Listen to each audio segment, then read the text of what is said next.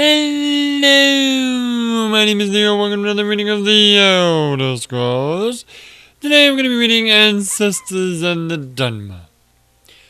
Ghosts walk among them. The departed spirits of those Dunmerian, and perhaps those of all races, persist after death. The knowledge and power of departed ancestors benefits the bloodlines of Dunmerian houses. The bond between the living family members and immortal ancestors is partly blood, partly ritual, partly volitional. What volition? Yep. A member born into the house through marriage binds himself through rituals and oath into the clan, and gains communication and benefits from the clan's ancestors. However, his access to the ancestors is less than his offspring, and he retains some access to the ancestors of his own bloodline. I wonder if that works for Japanese. Pretty sure it doesn't. I haven't had any weird connections with any Japanese ancestors. The family, this is very Japanese though, I gotta say. It's like, a lot of this culture is very similar to Japanese, and maybe I'll talk about that later.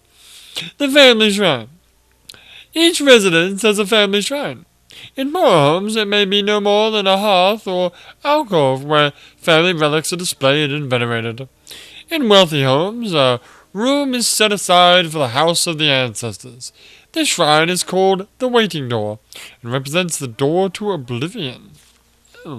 Here the family members pay their respects to their ancestors through sacrifice and prayer. Through oaths sworn upon duties, and through reports on the affairs of the family. In return, the family may receive information, training, and blessings from the family's ancestors. The ancestors are thus the protectors of the home, and especially the precincts of the waiting door. This is really interesting, because that is very much a Japanese thing. You have your Butsudan, which is the little Buddhist box. It's like a little family shrine, essentially.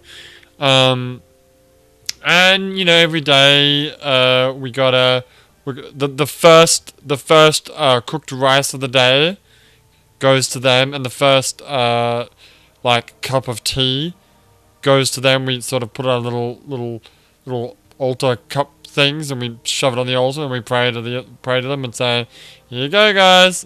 And then every now and again, when we get gifts and stuff like snacks and whatnot from other people, friends and whatnot, we usually leave it on the altar there for a few days, because it's them, it's for them. Yeah, that's very. We don't get any friggin' training or blessings. I mean, maybe I do. And yeah, this is very much also a Japanese thing. The idea that the ancestors are protectors of the home. Especially in Obon, which is when the ancestors actually come from the graves where they usually hang out, and they come and live in the actual Butsudan for a week. I think Obon is a week. It's basically oh god, what's the name of the name? Not Cinco de Mayo. Oh god, Tes Muertos. The Day of the Dead in Mexico. Traditional. I think that's only a day. No, it's more than a day, isn't it? I don't know. Whatever. The ghost fence, which has nothing to do with anything. It is a family's most solemn duty to make sure their ancestors' remains are interred properly in a city of the dead, such as Necrom. Here the spirits draw comfort from one another against the chill of the mortal world. However, as a sign of great honor and sacrifice, an ancestor may grant that part of his remains be retained to serve as part of a ghost fence, protecting the clan shrine and family precincts. Okay. Such an arrangement is often part of the family member's will. That a knucklebone... Ooh, that's interesting. A knucklebone shall be saved out of his remains and incorporated with solemn magic and ceremony into a clan ghost fence. It is more exceptional in more exceptional cases. An entire skeleton or even a preserved corpse may be bound into a ghost fence. These remains become a beacon and focus of ancestral spirits, and for the spirit of the remains in particular. The more remains used to make a ghost fence, the more powerful the fence is, and the more powerful mortals in life And the most powerful mortals in life are the most powerful remains. The great ghost fence created by the tribunal, here we go, to hold back the blight incorporated the bones of many heroes of the temple, and of House Indril and Redoran, who dedicated their spirits to the temple and clan as their surrogate families. The ghost fence also contains bones taken from the catacombs of Necrom, and many battlefields of Morrowind. Alright, remind me to talk about that. At the end of this video, I'm gonna do slight spoilers for Attack on Titan. Oh, there's something I want to talk about there, but I won't right now. So, ghost fence are not just the big ghost fence, no. But as I thought, they basically just sacrificed a whole bunch of people to make ghost fence. It's not actually the power of the tribunal, but whatever. Anyway, my real question is, where's Necrom? I've heard that name before. Is that in Morrowind? Is that in Vardenfell? Thank you. I almost want to say Valorwood again. So you can have a little ghost fence in, like, around your house. But I've never seen one in the game. Does it work in the same way as the big ghost fence does? Carry on. You should look up Necrom. Maybe later. How long is this? Oh shit. Okay. Fuck. Didn't realize it'd be that long. The mortal chill. Spirits do not like to visit the mortal world, and they do so only out of duty and obligation. Spirits tell us that the other world is more pleasant, or at least more comfortable for spirits than our real world, which is cold, bitter, and full of pain and loss. Oh, that's it. Mad spirits. Spirits that are forced to remain in our world against their will may become mad spirits or ghosts. Some spirits are bound to... God damn it. Some spirits are bound to this world because of some terrible circumstance of their death, or because of some powerful emotional bond to a person, place, or thing. These are called hauntings. Some spirits are captured and bound to enchanted items by wizard. If the binding is involuntary, the spirit usually goes mad. A willing spirit may or may not retain its sanity, depending on the strength of the spirit and the wisdom of the enchanter. Some spirits are bound against their wills to protect family shrines. This unpleasant fate is reserved to those who have not served the family faithfully in life. Dutiful and honorable ancestral spirits often aid in the capture and binding of wayward spirits. It's kind of messed up. These spirits usually go mad and make terrifying guardians. They are ritually prevented from harming mortals of their own clans, but that does not necessarily discourage them from mischievous or peevish behavior. They are exceedingly dangerous for intruders. At the same time, if an intruder can penetrate the spirit's madness and play upon the spirit's resentment for his own clan, the angry spirit may be manipulated. Oblivion. The existence of Oblivion is acknowledged by all of Tamriel cultures.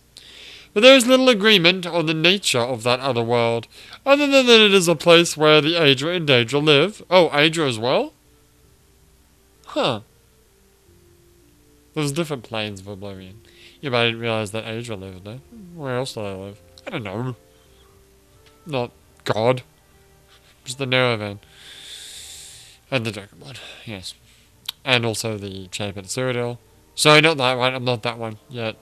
And the Eternal Champion. That's right. It's the Arena. And then Daggerfall was the... I forgot what the Daggerfall version was. Whatever. Okay.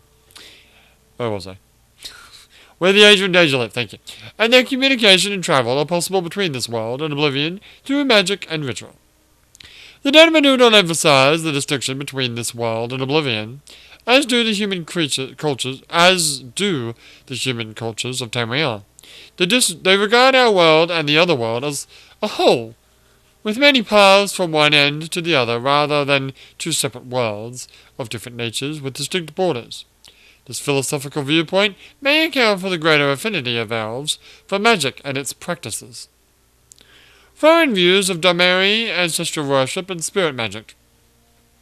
The Ultimary and Bossamary cultures also venerate their ancestors, but only by respecting the orderly, and blissful passage of these spirits from this world to the next. That is, Wood Elves and High Elves believe that it is cruel and unnatural to encourage the spirits of the dead to linger in our world. Even more grotesque and repugnant is the display of the bodily remains of ancestors in ghost fences and ash pits. That's true. And presentation of finger bones on the family shrine, for example, is sacrilegious to the Bossima, who eat their dead. Okay. And barbaric to the Ultimo, who inter their dead. In other words, bury them? Yeah. The human cultures of Tamriel are ignorant and fearful of dark elves and their culture, considering them to be inhumane and evil, like orcs and Argonians, but more sophisticated. That's kind of rude to Argonians, and orcs, quite frankly, but Argonians, they're people, they're not evil. Anyway, the human populations of Tamriel associate Dunmer ancestor worship and spirit magic with necromancy. In fact, the association of the Dark Elves with necromancy is at least partly responsible for the dark reputation of Dunmer throughout Tamriel. Literally, they're called Dark Elves. This is generally an ignorant misconception, for necromancy outside the acceptable clan rituals is the most abhorrent abomination in the eyes of Dunmer. The Dark Elves would never think of practicing sorcerous necromancy upon any Dark Elf or upon the remains of any elf, except for those ones that we found in the game. However, Dark Elves consider the human and orcish races to be little more than animals. There is no injunction against necromancy upon such remains, or on the remains of any animal, bird, or insect. Oh, I see. So it's messed up if you do it to Dunmer. But humans are free game. Orcs are... they're not even human. Literally, yeah. There's one more thing I wanted to say before we moved on. What's that? It was the whole thing about, again, Japanese culture. How I've been to a Japanese funeral, and it's really interesting. So you're in this room, this little tatami room, and everyone's there. It's a somewhat small room, and then there's a box, there's a big wood box, and they open the box, and the body's there. It's like, oh, there's a body. I've never been to an open casket funeral before, but to be fair, I've only ever been to 2 funerals in my entire life. But never mind. But that was a bit weird. And then the wife of the deceased guy was, shall we say, vocal? Yeah. Oh man, it was pretty hard to fucking watch because she was wailing, crying, you know. And the sons were there crying too, and it was all very sad. And then she's like saying goodbye to him, like whispering goodbye, and then they put the lid on it, and they take the box away, and then a select few of the family go into this room. I think we have to wait for a certain time, because they're cremating the body at this time. So they cremate the body, and then you go into this room that's basically a medical, a coroner's office, essentially. And there on the slab is what's left of the body. And it's not just ash. I don't know if this happens with regular Western cremations, because generally, you know, when I think of Western cremations and you get your ashes, it's always just ash, and that's all it is, right? Maybe it's a case of they only give you the ash and they don't give you the other stuff, or when they cremate you in Japan, they don't burn you they don't cook you for quite as long, because there's literal bones there. Like, there's a lot of ash there, but there's also just straight up, like, it's not the full skeleton, but there's like little bits of bones and shit, and the skull is like there. And basically everyone in turns will take these like giant chopsticks, and you'll take like little pieces of bone, and you'll shove them in the jar. And then the jar, I guess with ash as well, gets presented to the wife. And it was really weird, because straight up this person that I knew, and you saw the body, you know, at the funeral, now you are looking at his bones. Like, looking at someone's ashes is kind of creepy and morbid, but looking at someone's bones, like not their full skeleton, but still bones, like finger bones, like in this, and also just like the skull, like most of the skull is still intact. It's kind of messed up. That's what they do in Japan. So now you know. Anyway, imperial policy officially recognizes the practices of Dunmer ancestor veneration and spirit magic as a religion, and protects their freedom to pursue such practices so long as they do not threaten the security of the empire. Privately, most imperial officials and traders believe Dark Elf ancestor worship and displays of remains are barbaric or even necromantic. Tovani necromancy. Thank you. Tovani are messed up, guys. Yes, they are. The Tovani are adept masters of necromancy. They do not, however, practice necromancy upon the remains of Dark Elves. Sane Tovani regard such practices with loathing and righteous anger. Sure they do. They do practice necromancy upon the remains of animals, and upon the remains of humans, orcs, and Argonians, who are technically no more than animals in Morrowind. Wow! Publisher's note: this book was written by an unknown scholar as a guide for foreign visitors to Morrowind shortly after the armistice was signed. Many of these practices have since fallen into disfavor. The most obvious changes are those regarding the practice of necromancy and the Great Ghost Fence. Dunmer today regard necromancy upon any of the accepted races as an abomination. Sure they do. Except for the Divine, because it freaks. The Ghost Fence has forced many changes in the practice of ancestral worship, with the vast majority of ancestors' remains going to strengthen the Great Ghost Fence around the mountain of Dagotha. Oh. There are very few clan ghost fences in Morrowind. Well, there you go. Now we know the answer. The temple discourages such practices among the houses as selfish. The upkeep of family tombs and private waiting doors has also fallen into disfavor, as very few remains have been buried in these tombs and shrines since the armistice. In recent years, most Dunmer venerate a small portion of their ancestors' remains kept at a local temple. Alright, well, this has been a reading of Ancestors and the Dunmer. Another reading of the Elder Scrolls. Now I'm going to start spoiling, which season of... Let's just go ahead and say up until where we're currently at with Attack on Titan. I want to say it wasn't the last season. Well, last season has come out. I meant the second last season. The most recent season that's come out. I want to say that's got nothing to do with it. But regardless. So they talked about ghost fences. Where did they talk about ghost fences? Here. So they take the remains and they take the spirits and then they bind them into ghost fences, including the Great Ghost Fence. That's basically what they did in Attack on Titan.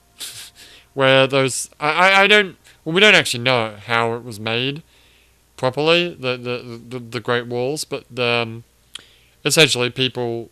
Titan shifters? Yeah, they were Titan shifters, weren't they? I'm not sure. Basically, yeah, just Titan shifted and hardened and created the walls. It's interesting. Anyway, this has been another reading of the Elder Scrolls, but for now, my name is Leo, and I'll see you next time.